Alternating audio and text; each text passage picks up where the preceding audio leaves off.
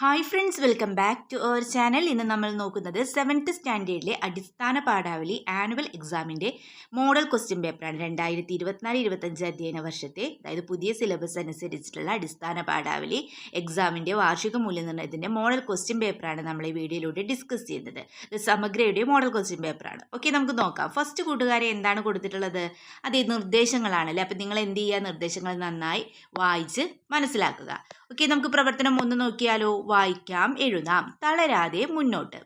പ്രതിസന്ധികളിൽ തളരാതെ വെല്ലുവിളികളെ സധൈര്യം നേരിട്ട് ജീവിത ലക്ഷ്യം നേടിയെടുത്ത് ശാരിക സെറിബ്രൽ പാൾസിയെ അതിജീവിച്ച് ഇന്ത്യൻ സിവിൽ സർവീസിലെത്തുന്ന ആദ്യത്തെ വ്യക്തിയായി മാറിയിരിക്കുകയാണ് കോഴിക്കോട് കൊയിലാണ്ടി കീഴരിയൂർ സ്വദേശിനി ശാരിക AK. ജന്മന രോഗബാധിതയായ ശാരികയ്ക്ക് ജനനം മുതൽക്കേ പേശികളുടെ ചലനം സാധ്യമായിരുന്നില്ല. ശരീരം തളർന്ന് വീൽചെയറിലായെങ്കിലും ആഗ്രഹങ്ങൾക്ക് രോഗാവസ്ഥ തടസ്സമായില്ല. ഇടതുകൈയിലെ 3 വിരലുകൾ മാത്രമേ ചലിപ്പിക്കാൻ കഴിയുമായിരുന്നുള്ളൂവെങ്കിലും ശാരികയുടെ ഇച്ഛാശക്തിക്ക് മുന്നിൽ പ്രതിസന്ധികൾ വഴിമാറി. IAS ഇടം പിടിക്കണം എന്നായിരുന്നു ശാരികയുടെ ചെറുപ്പം മുതൽക്കുള്ള ആഗ്രഹം. രോഗത്തെ ഓർത്ത് വിഷമിച്ചിരിക്കാതെ ഇച്ഛാശക്തി കൊണ്ട് പൊരുതി സിവിൽ സർവീസ് പരീക്ഷയിൽ 922 റാങ്ക് നേടിയിരിക്കുകയാണ് ശാരിക. പ്രാഥമിക പരീക്ഷയ്ക്ക് കോഴിക്കോട്ടെ സെന്ററിലേക്ക് അമ്മ എടുത്താണ് എത്തിച്ചത്. മാതാപിതാക്കളുടെയും സുഹൃത്തുക്കളുടെയും അധ്യാപകരുടെയും പിന്തുണയാണ് നേട്ടത്തിലേക്ക് എത്തിക്കാൻ തന്നെ സഹായിച്ചതെന്നും തനിക്ക് മുമ്പിലുണ്ടായിരുന്ന സമയത്തെ ഫലപ്രദമായി വിനിയോഗിക്കുകയായിരുന്നുവെന്നും ശാരിക വ്യക്തമാക്കി. നമുക്ക് തീവ്രമായ ആഗ്രഹമുണ്ടെങ്കിൽ അത് നേടിയെടുക്കാൻ ലോകം നമ്മുടെ കൂടെ നിൽക്കുമെന്ന് തന്നെയാണ് ശാരികയ്ക്കും പറയുവാനുള്ളത്. ഓക്കെ കൂട്ടുകാരെ, നമുക്ക് നൽകിയിരിക്കുന്ന ഫസ്റ്റ് ക്വസ്റ്റ്യൻ നോക്കൂ. ശാരികയുടെ ജീവിത ലക്ഷ്യം എന്തായിരുന്നു? ഡോക്ടറാവുക, IAS നേടുക, പാട്ടുകാരിയാവുക. നമുക്ക് മനസ്സിലായല്ലോ. എന്തായിരുന്നു ജീവിത ലക്ഷ്യം ശാരികയുടെ? അതെ, IAS നേടുക എന്നുള്ളതാണല്ലേ. ദെൻ ശാരികയെ ബാധിച്ച അസുഖം ഏത്? നമ്മളിപ്പോൾ വായിച്ചു. ഏതാണ്? സെറിബ്രൽ പാൾസി ആണല്ലേ. ഏതാണ്? Cerebral palsy.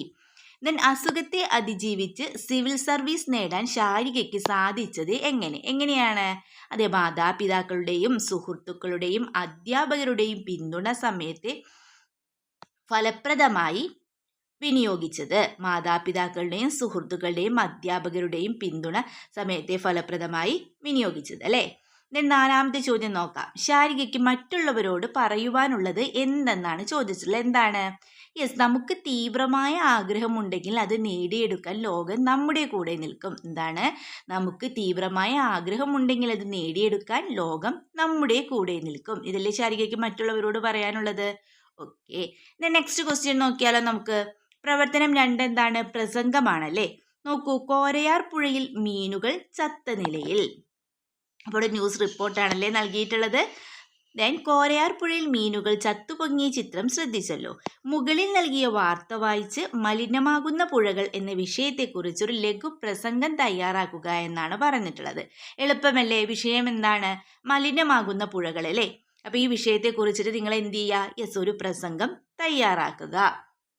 ഒരു പ്രസംഗത്തിന്റെ ഘടനയൊക്കെ എങ്ങനെയാണ് നിങ്ങൾക്ക് അറിയാമല്ലോ. ഓക്കെ, അപ്പോൾ എന്ത് ചെയ്യുക? ഈ ഒരു പ്രവർത്തനം മാത്രം കൂട്ടുകാർ എന്ത് ചെയ്യുക? തനിയെ ചെയ്യുക. ഓക്കെ, നെക്സ്റ്റ് ക്വസ്റ്റ്യൻ നോക്കാം.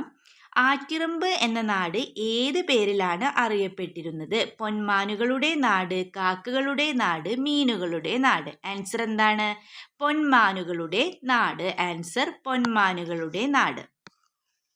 ദെൻ പ്രവർത്തനം 3 നോക്കാം. ആസ്വാദന കുറിപ്പാണല്ലേ. സച്ചിദാനന്ദന്റെ കൈകോർത്തവർ പറഞ്ഞത് എന്ന കവിത നാം പഠിച്ചിട്ടുണ്ടല്ലോ. അദ്ദേഹത്തിന്റെ ഹരിതം എന്ന കവിത വായിക്കൂ എന്നാണ് പറഞ്ഞിട്ടുള്ളത്. ഹരിതം നോക്കൂ.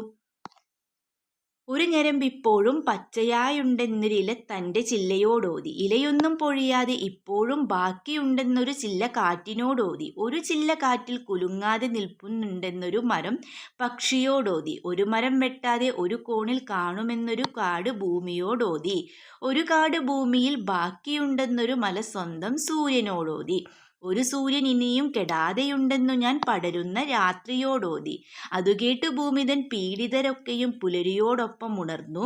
അവരുണർന്നപ്പോഴേ പുഴകൾ പാടി വീണ്ടും തളിരിട്ടു കരുണയും കാടും, പുതുസൂര്യൻ മഞ്ഞിൻ്റെ തമ്പുരു മീട്ടി പുതുതായി വാക്കും മനസ്സും, ഒരു ഞരമ്പിപ്പോഴും പച്ചയായുണ്ടെന്നിരില തൻ്റെ ചില്ലയോടോതി. സച്ചിദാനന്ദൻ്റെ ഹരിതം എന്ന കവിതാഭാഗമാണല്ലേ നമുക്ക് നൽകിയിട്ടുള്ളത്.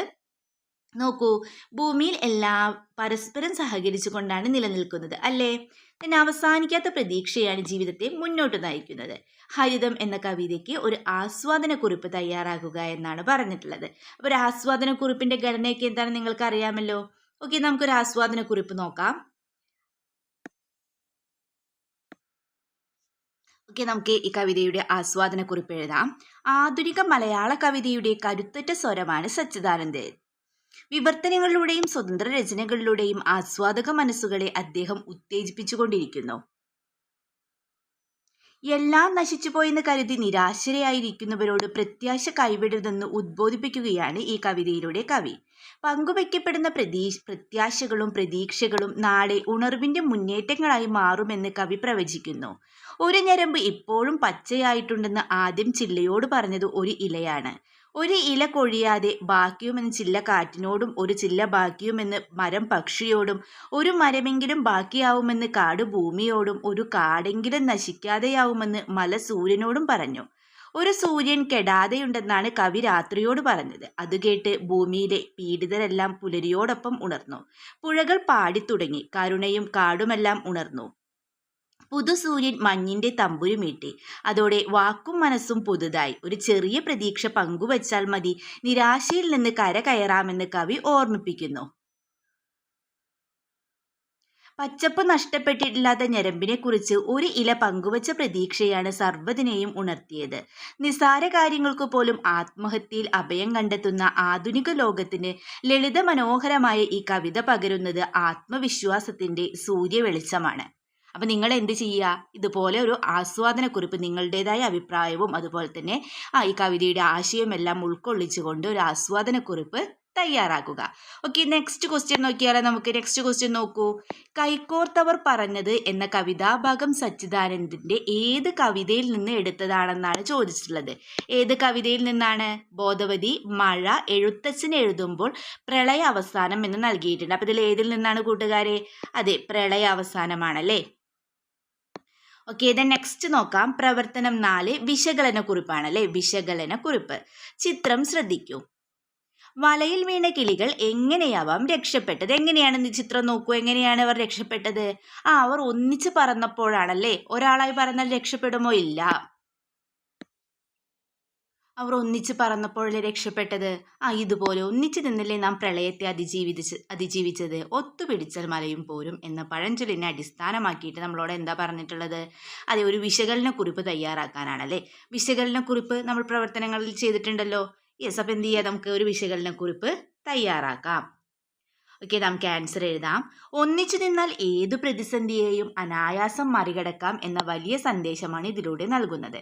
കൈകോർത്തവർ പറഞ്ഞത് എന്ന കവിതയിൽ നമുക്ക് ഈ ഒരു ആശയത്തെ വളരെ വ്യക്തമായി മനസ്സിലാക്കാൻ സാധിക്കുന്നുണ്ട്.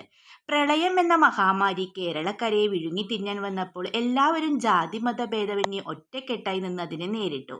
മാത്രമല്ല, ഉറ്റയവരെയും ഉടയവരെയും നഷ്ടപ്പെട്ടവർക്ക് നൃത്തവും പാട്ടുകളും ആശ്വാസമേകി.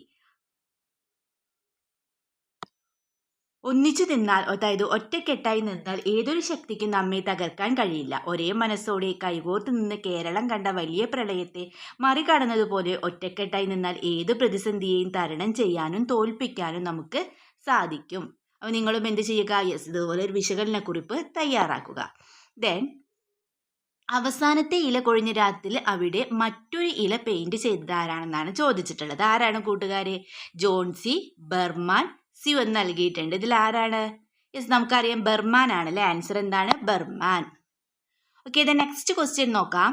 പ്രവർത്തനം 5 പത്രാധിപർക്കുള്ള കത്ത്.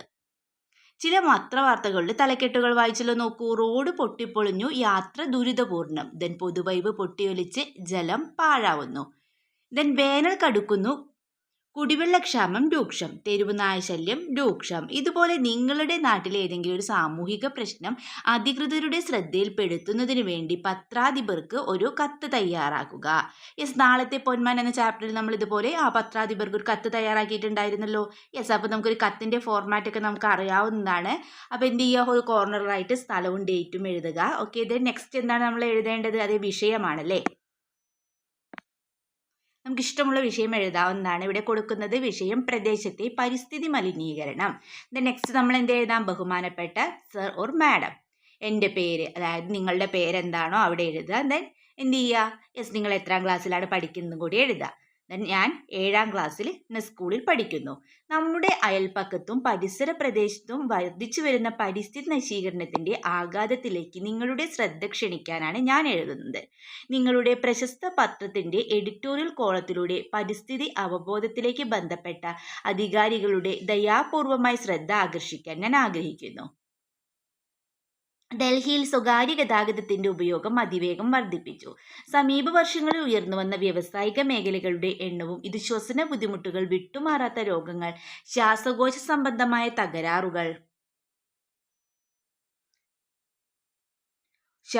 സംബന്ധമായ തകരാറുകൾ, ഓക്കാനം, ക്ഷീണം തുടങ്ങിയ പ്രധാന ആരോഗ്യ പ്രശ്നങ്ങൾ ഉണ്ടാക്കാനുള്ള സാധ്യത വർദ്ധിപ്പിച്ചു. നിർഭാഗ്യവശാൽ മനുഷ്യർ ഇതുവരെ തന്റെ അജ്ഞതയാൽ സ്വന്തം ഗുണഭോക്താക്കളെ ദ്രോഹിച്ചുകൊണ്ടിരിക്കുകയാണ്. സാഹചര്യത്തിന്റെ ആഴം നമ്മുടെ സർക്കാർ അടുത്തിടെയാണ് മനസ്സിലാക്കിയത്. നമ്മുടെ വാഹനങ്ങളും ചിമ്മിനികളും പുറന്തള്ളുന്ന പുകയുടെ ആഘാതം കുറയ്ക്കുന്നതിനുള്ള മാർഗങ്ങളിൽ ശാസ്ത്രജ്ഞർ പ്രവർത്തിക്കുന്നു. തീർച്ചയായും പരിസ്ഥിതി അവബോധം ഒരു സാമൂഹിക ആവശ്യകതയാണ്. പരിസ്ഥിതി വൃത്തിയായി നിലനിർത്താൻ സഹായിക്കുക എന്നത് സർക്കാരിന്റെ ജോലി മാത്രമല്ല, ഓരോ വ്യക്തിയുടെയും സാമൂഹിക ഉത്തരവാദിത്തമാണ്. സാഹചര്യത്തിന്റെ ഗൗരവം കണക്കിലെടുത്ത് പരിസ്ഥിതി മലിനീകരണത്തിന്റെ ആഘാതം കുറയ്ക്കുന്നതിനും ആളുകൾ അത് ബോധ്യപ്പെടാനുള്ള സാധ്യത കുറയ്ക്കുന്നതിനും നടപടിയെടുക്കുന്നതിനും നിങ്ങളുടെ ശ്രദ്ധ ഇതിൽ ചെലുത്തണമെന്ന് ഞാൻ ബഹുമാനപൂർവ്വം അഭ്യർത്ഥിക്കുന്നു. നന്ദി. വിശ്വസ്തയോടെ ഒപ്പ്. എന്ത് ചെയ്യുക? നിങ്ങളുടെ പേര് കൂടി അവിടെ എഴുതി ചേർക്കുക. ഓക്കെ, അപ്പോൾ ഇതുപോലൊരു കത്ത് നിങ്ങൾക്ക് തയ്യാറാക്കാവുന്നതാണ്. ഓക്കെ, ഇത് നെക്സ്റ്റ് ക്വസ്റ്റ്യൻ നോക്കാം. തിരമുറിച്ച് കനവ് നെയ്തവർ അടിവരയിട്ട പദത്തിന് പകരം പദം കണ്ടെത്തുക. ഏതാണ് അടിവരയിട്ട പദം? ഇവിടെ ഏതാണ്? അതെ, കനവാണല്ലേ. വിരഹം, സന്തോഷം, സ്വപ്നം, അല. അപ്പൊ അടിവരയിട്ട പദത്തിന് പകരം പദം ഏതാണ്? കനവ് എന്ന പദത്തിന് പകരം പദം അതെ സ്വപ്നമാണല്ലേ. ആൻസർ എന്താണ്? സ്വപ്നം. ഓക്കെ, ഇതിന് നമുക്ക് പ്രവർത്തനം 6 നോക്കാം. കുറിപ്പ് തയ്യാറാക്കുക എന്നാണല്ലേ. ചിത്രം ശ്രദ്ധിച്ചല്ലോ. ഒ ഹെൻറിയുടെ അവസാനത്തെ ഹില എന്ന പാഠഭാഗവുമായി ബന്ധപ്പെടുത്തി ചിത്രത്തിന്റെ ആശയത്തെ ഒരു കുറിപ്പായി എഴുതുക എന്നാണ് പറഞ്ഞിട്ടുള്ളത് അല്ലേ. ഓക്കെ, നമുക്ക് എഴുതാം. അവസാനത്തെ ഇല എന്നത് ഒരു പ്രതീകമാണ്. അവസാനത്തെ ഇല താഴെ വീഴുന്നതും കാത്താണ് ജോൺസി കിടന്നിരുന്നത്. ആ അവസാനത്തെ ഇലയിൽ തന്റെ ജീവനും പോകുമെന്ന് അവൾ കരുതിയിരുന്നു. ഇത്തരത്തിൽ അശുഭമായ ഒരു ചിന്ത ജീവിതത്തിൽ അനാവശ്യമാണ് എന്ന് ഒടുവിൽ അവൾ തിരിച്ചറിയുന്നു. ഒടുവിൽ അവളുടെ ജീവിതത്തിലെ ഒടുവിലെ പ്രതീക്ഷയും അവസാനിച്ച് എന്ന് കരുതി ജീവിക്കുന്ന ഒരുപാട് മനുഷ്യരെ നമുക്ക് കാണാൻ കഴിയും. അത്തരത്തിൽ ന്യൂമോണിയ ജീവിതത്തിലെ ദിവസങ്ങളിൽ എണ്ണി കഴിയുന്ന ഒരു കുട്ടിയാണ് ജോൺസി. ജോൺസിയെ ജീവിതത്തിലേക്ക് തിരിച്ചു കൊണ്ടുവരാൻ ഒരിക്കലും കൊഴിയാത്ത ഒരു ഇലയ്ക്ക് സാധിക്കും എന്ന തിരിച്ചറിവിൽ നിന്നും ജോൺസിയുടെ വിലപ്പെട്ട ജീവൻ തിരികെ കൊണ്ടുവരികയും തൻ്റെ ഉള്ളിൽ തോന്നിയ അശുഭ ചിന്തകളിൽ പശ്ചാത്തപിച്ചു. അപ്പോൾ എന്ത് ചെയ്യുക? നിങ്ങൾ ഇതുപോലെ ഹെൻറിയുടെ അവസാനത്തെ ഇല എന്ന പാഠമാകും ബന്ധപ്പെടുത്തി ചിത്രത്തിൻ്റെ ഈ ആശയത്തെ എന്ത് ചെയ്യുക? ഒരു കുറിപ്പായിട്ട് എഴുതുക. ദെൻ ഇത് നെക്സ്റ്റ് ക്വസ്റ്റ്യൻ നോക്കൂ. മരിക്കണമെന്ന് ആഗ്രഹിക്കുന്നത് പാപമാണ്. എനിക്ക് അല്പം സൂപ്പ് തരൂ. എനിക്ക് മുഖം നോക്കാൻ ഒരു ചെറിയ കണ്ണാടി തരൂ. ജോൺസിയുടെ വാക്കുകളാണവ. താഴെ കൊടുത്തിരിക്കുന്നവയിൽ ജോൺസിയുടെ മനോനിലയുമായി യോജിക്കാത്തത് ഏതെന്നാണല്ലേ ചോദിച്ചിട്ടുള്ളത്. ഇതിലേതാണ്? വിശ്വാസം, പ്രതീക്ഷ, നിരാശ. അപ്പം ഇതിലേതാണ് ജോൺസിയുടെ മനോനിലയുമായി യോജിക്കാത്തത്? അതേ, നിരാശയാണല്ലേ. ആൻസർ എന്താണ്? നിരാശ. ഓക്കെ കൂട്ടുകാരെ, അങ്ങനെ നമ്മൾ ഈ ക്വസ്റ്റ്യൻ പേപ്പറിൽ എല്ലാ ക്വസ്റ്റ്യൻസും ഡിസ്കസ് ചെയ്തിട്ടുണ്ട്. അപ്പോൾ നിങ്ങൾക്ക് വീഡിയോ യൂസ്ഫുൾ ആയി തോന്നുകയാണെങ്കിൽ തീർച്ചയായും ലൈക്ക് ചെയ്യുക, കമൻറ്റ് ചെയ്യുക.